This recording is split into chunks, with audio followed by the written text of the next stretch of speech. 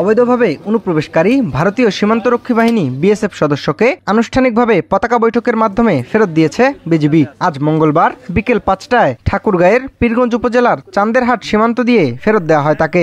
BGB ও স্থানীয়রা জানায়, আজ সকালে পীরগঞ্জ উপজেলার চান্দেরহাট সীমান্ত এলাকায় নিজ জমিতে গবাদি পশু লালন পালনে যায় স্থানীয় নারীসহ কয়েকজন।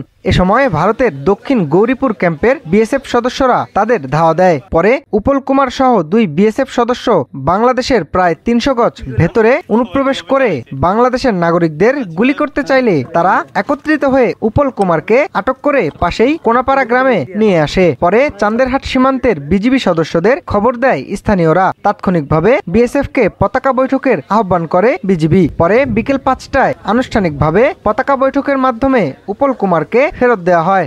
মহিলারা কয়েকজন ঘাস কাটার জন্য আসছিল, গরু চলাচ্ছিল বাংলাদেশ সীমানার মধ্যে, কিন্তু বিএসএফ গুলা তাদের সীমানা পার হয়ে এসে বাঙালিদের উপর গুলি করার জন্য অ্যাটাক করছে এবং ধাওয়া করছে। তখন আবার এখানকার যারা জনগণ তারা আবার উল্টো সেই বিএসএফকে আটক করে রাখছে।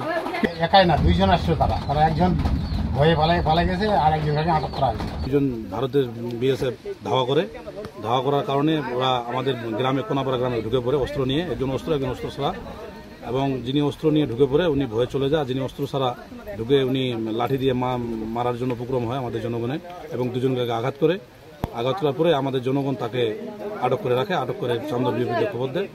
ইন্ডিয়ান বিএসএফ বর্ডার ক্রস করে আমাদের বাড়ি পর্যন্ত যখন আসার পরে আমাদের এলাকার লোকজনের সঙ্গেই বিহেভ ব্যবহার করে, এবং তার সাথে কাছে লাঠি ছিল, লাঠি দিয়ে যখন ও মারতে চেয়েছে একজনকে, তখন এলাকাবাসী সবাই ক্ষিপ্ত হয়ে তাকে আটকানোর পরে তাকে শোষণ রাখছে, তাকে মারধর করেনি।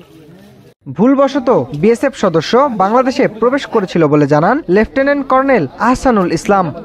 আজকে বেলা 11টার দিকে আপনার একজন বিএসএফ সদস্য ভুলক্রমে আমাদের বাংলাদেশের মধ্যে ঢুকে পড়ে।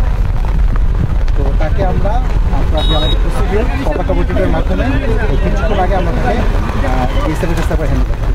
আজ সকালে পীরগঞ্জ উপজেলার চান্দেরহাট সীমান্তের 334 নং পিলার সংলগ্ন এলাকা দিয়ে বাংলাদেশে প্রবেশ করে বিএসএফ সদস্য উপল কুমার।